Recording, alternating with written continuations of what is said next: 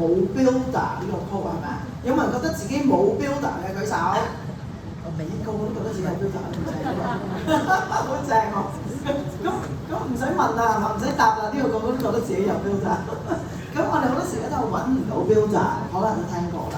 咁但係其實係揾 builder 定係 create 製造出嚟咧？咁我哋訪問下呢三位啦，你哋點樣去製造一啲 builder 咧？OK， 咁咧我由一開始做呢個事業咧，因為我自己本身都係一個即係我唔係一個一嚟就睇到，哇！呢個係好大嘅 business opportunity， 所以我要去參與 marketing 啦。其實我都係一個用家啦。咁你問我，即係我作為即係我係本身一個做生意人啦，咁亦都即係做緊一個叫做都自己即係 own 嘅一個小型企業啦。你問我直銷做直銷發展直銷嚟揾錢係咪對我真係嘅吸引力咁大咧？坦白講真係唔係好大，甚至乎係我初初去開啓呢個事業嘅時候，我係好擔心人哋點睇我啦，甚至乎連我老公都覺得。哇！你唔好搞啲咁嘅嘢，即係佢會驚影響我哋嘅 reputation， 即係影響我哋嘅聲譽啦。咁但係我自己係真係因為嗰個產品嘅感動而去啟動呢個事業嘅。咁所以咧，我由一開始我團隊咧，我都係用呢一種方法咧，去到令到佢哋去開始去分享咯。即係我哋唔好話 name 佢話一定要係 builder， 因為嗰個壓力實在係有啲大，同埋我覺得唔使話佢一定要 say yes 咁啦，即係好似又講翻拍拖嗰個道理就係話，咁你拍拖嗰時即係你都要曖昧下噶嘛，即係你唔係曖昧嗰陣時就問人哋你究竟係定唔係嘅啫，你唔係嘅話我就唔會再約你㗎啦，我唔會再打俾你㗎啦，即係你好難去 define 嗰個位㗎，其實就有少少似係曖昧咁樣開始，哇！我好知個女仔我有啲中意啊，即係我就真係追下佢啊，約下佢啊，得閒打下俾佢啊，即係問下，即係只係咁樣咯。咁就係因為我哋對產品嗰個感動，令到我哋去開始去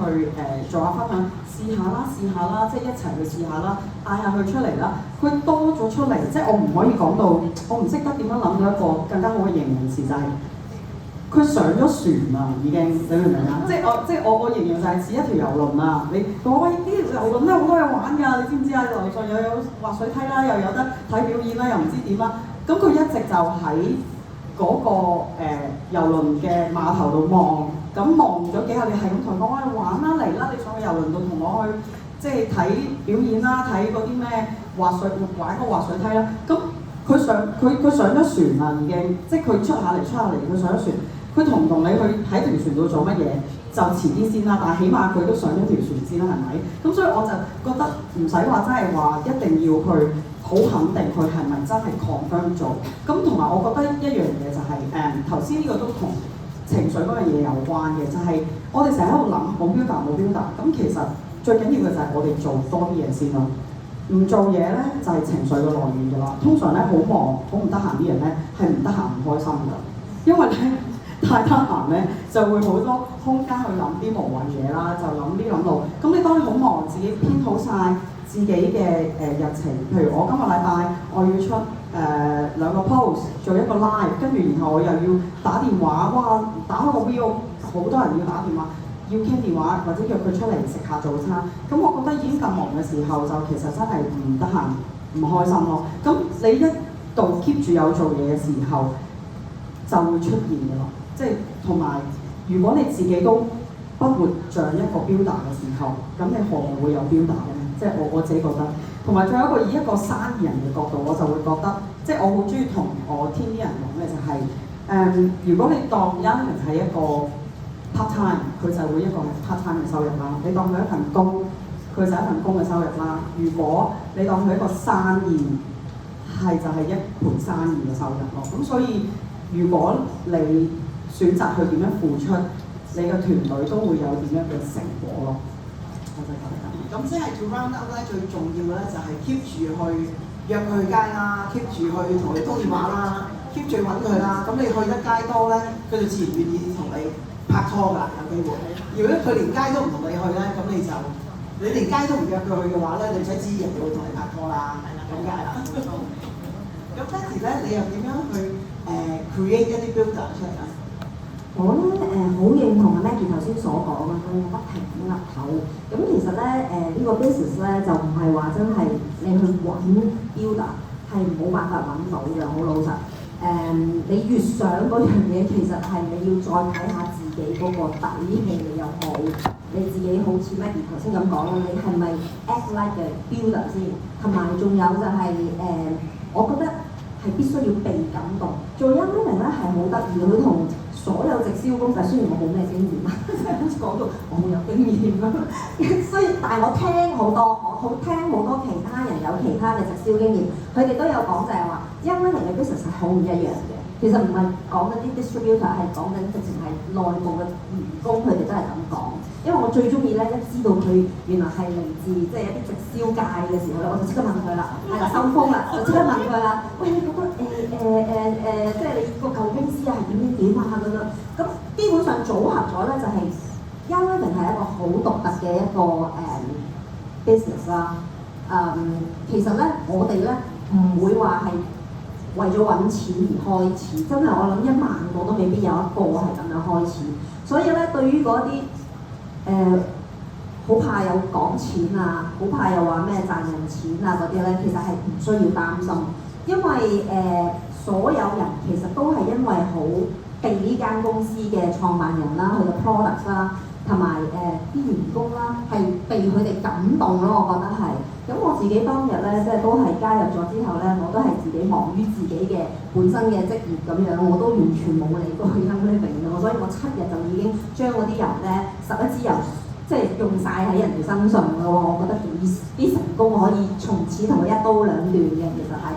咁但係咧天意安排咧就係即係後來有機會啦，即係我嘅介紹人帶咗我去呢一個認識，即係去咗 Diamond Retreat 做一個 guest 啦，咁就對成間公司係好不一樣啦個感覺。我以為係一個普通嘅商業機構啊，去嗌下口號啊，同你講下錢啊，點樣去揾多啲錢啊，點樣做好呢個業績啊等等。咁但係其實原來係冇人同你講呢啲嘢之餘，仲要係充滿愛啦、正能量啦。然後跟住我覺得喺我自己嘅世界係從來冇呢啲嘢存在嘅，唔會係咁多正能量啦、咁有愛係圍繞住身邊。好老實咧，好似頭先阿 Rachel 咁講啦，其實錢唔係一個重點嘅做 Young Living， 特別係 Young Living 喺呢度即係做得好嘅人，一定唔係錢嘅，因為如果係向錢看係唔會做得好。咁所以咧，大家就唔需要話即係隔住個錢呢個字，你完全忘記佢啦，你當呢個字唔出現，呢個係一個大 product 嚟嘅。咁你基本上咧，我自己啦講翻我嗰次啦，咁其實就係因為當年啦，包括你喺度啦嗰陣時，被感動到啦，全都喺度啦，當年係，哇！點解即係可以有人係雖然都係我嘅上線群啦，咁但係啲點解咁無私去幫自己咧，去鼓勵自己咧？我老實，我媽都未咁樣鼓勵我啊！即係我老公更加唔會咁鼓勵我咯。但係喺呢一度就係好多人鼓勵你啦。我仲記得我升單年之前咧 ，Maggie 咧同我講：你加油，揸住我嘅手，你加油，唔同線喎、哦，真係好感動呢件事。我記到今時今日，邊個對我有恩，我係會記住嘅。咁所以我會覺得即係喺呢度咧，所有嘢都係好開心、好快樂，唔係錢去衡量呢件事。咁所以你就會好自然地，當你越知得多呢間公司嘅故事嘅時候，越被感動到嘅時候咧，咁你就開始咧就 be 呢個 product of the product 啦，你做呢間公司嘅代言人啦。縱使佢唔俾錢你都會去好積極咁樣去話俾人聽，呢樣嘢好正啊咁樣咯。咁其實當你做好自己嘅時候啦，所謂做好自己，頭先講啦，你起碼都要用 product 啩。如果你想喺呢度發展嘅時候，喂，原來你除咗有零下行，所有 product 你都唔識嘅咁樣，咁講唔到啦，已經係有好多 product 你又完全唔知嘅，公司嘅策略你唔知嘅，公司嘅即係啲events 你又唔知嘅，你又唔出席嘅咁樣，咁其實係好難、好困難嘅一件事，咁就真係好難嘅揾 builder。但係如果你係逢會必到啊，逢到必早咧，公司所有嘢你亦都係積極參與嘅，咁亦都係團隊，你自己團隊一定每個團隊都有好多自己 events 噶嘛，你都係會到嘅，亦都冇藉口嘅，唔會話我嗰日要湊細路啊，我爸咩大壽啊，我媽又唔知點啊，跟住我老爺入醫院啊，即係唔需要講咁多呢啲嘢嘅，即係我哋團隊直情係有人咧自自己個 anniversary、自己生日全部都讓路嘅，佢全世界都知佢咧逢星期幾我哋要開 team meeting 嘅，即係就係會咁樣，你會係你身邊所有人自動自覺就知道啦。哦，原來你係好認真對呢個事業，佢哋開始懷疑啦。咦，Young 唔係直銷公司一間咩？咁你就有一個即係有個入位個機會嘅，咁你咪可以 create 多啲嘅即係talking points 上去同人講多啲咯。其實重點真係做好自己，唔好理咁多側邊甲乙路人丙丁。我成日都會同自己講咧，佢哋唔會養我㗎。我屋企我啲細路仔啊，我媽啊嗰啲咧，佢哋唔會幫我 pay 嘅 bills 㗎嘛，係咪啊？咁所以點解我要 care about 佢哋講咩咧？所以呢一樣嘢咧係好緊要，做好自己，你先有能力去同其他人去真係講都講得大聲啲，底氣都個底韻都厚啲，係咪咁講？咁但係當然喺你未有嘅時候，好似頭先 Maggie 咁 suggest 就係 confidence， 你哋自己其實都可以即係一路慢慢自己去 build up 咯。其實 after all， 因為就係一個成個學習嘅模式係喺度。我哋唔係吸引 builder 嚟賣因呢份產品，我哋反而係吸引佢哋就係你想唔想喺呢度成長？呢個係一個俾住錢你去成長，免費 add 咁多上線群啊、旁線門啊，所有人去最想你成長嗰班人都喺呢一度，而呢度唔使錢嘅，讀個 MBA 要俾錢。參加成長課程要俾錢嘅，乜都係錢，但係呢度乜都唔使錢，呢度我覺得真係好正好正咯。咁所以如果即係你會係咁樣嘅一個模式模樣，你嘅生活習慣已經變為咁樣嘅時候，其實我覺得你係會自然吸引到一啲同你同層嘅人同你行埋嚟。誒，啲會問下你，即係話呢啲係咩嚟㗎？你都會介紹到俾佢啊咁樣。當日我喺 Diamond Retreat 嘅時候咧，其實除咗好多 Diamonds 好 caring 啦，其實更重要對於我嚟講 ，based on 我 background 咧，就係好多一啲咧係傳統嘅，我要好小心啲 compliance， 佢傳統放棄嘅一啲嘅case 咧，其實都係一一活現喺我眼前，咁啊令我覺得係哇，即係。我本身係 Catholic， 但係咧我成日有一個糾結嘅以前，就係、是、我唔信 miracle 嘅以前，未認識 Young Living 之前。但係我自從認識咗 Young Living 之後咧，我發現原來 miracle happens all the time。係啦，只要你真係你覺得係會發生嘅，你只要真係真心去信，當然 back end 你要用好，真係去學習呢一個真係天天都可以係 miracle 咯。咁我覺得呢個 message 好重要咯，係。好正啊！好感動，我都好少機會咧聽到 Betty 講嘢，咁我好開心今日有呢咁嘅機會。咁咧原來咧我同你好似喎，我咧原本咧都係一個 Catholic， 我原本咧亦都唔相信有 miracles，until Young Living， 真係 until Young Living， 真係咁同埋咧，原來咧佢最主要咧都係叫自己做好啦。咁呢度咧除咗學你話齋，除咗你嘅上線群同埋你個旁線群同公司同全世界都想你好之外，亦都唔使俾錢咧，仲可以換健康。我覺得呢個係 one of the 最 valuable 嘅嘢嚟嘅，即係除咗喺呢度個人即係可以發展之外啦，可以進步之外，仲可以換到健康。咁啊，即係自己做一個自己社群嘅 example， 你覺得咧就會係吸引啲好 builder 嘅最好嘅方法啦，係咪？啊，好多謝你。咁 OK，so Rachel，so how do you we always I'm sure you've also heard this right? You cannot find builders. But actually we create builders, we don't find them. And how do you create builders in your team? Okay, so it took me a while to really figure out how to create builders because everyone comes from different walks of life. Some are motivated by money, some by emotions, some by health. It's very different, and they have even different resources. So it's hard to just pick one system. But I started to think about what is it in our industry that really helps someone grow. It's teaching, it's having someone follow you. So I've broken it down to 3 steps to create a builder. It's point, guide, and celebrate. This can be done at any rank. Even if you're just a star leading a senior star leading a star, you can follow this. If you're a diamond leading someone lower, it's still the same. Or even if you're the same rank, it's just point, guide, celebrate. So let me explain. Point to the resources. Someone asks you, okay, how do I enroll? If you yourself don't know how to enroll, you can point. Come to my uplines class. They are doing a class on enrolling. Come to Young Living. I know someone there. So whether you're good or not, or whether you're doing the business or not, you know how to point to the resources, correct? And this is applicable even with the products that we have. Sometimes people don't want to build a business because they have to think, oh, I have to memorize sulfurzyme, I have to memorize oils. It gets overwhelming. I don't want that business. But if you know the steps, you just need to point. You can point to someone who is teaching sulfurzyme. You can point to someone who is the Ningxia Red Queen. You can point to someone's book.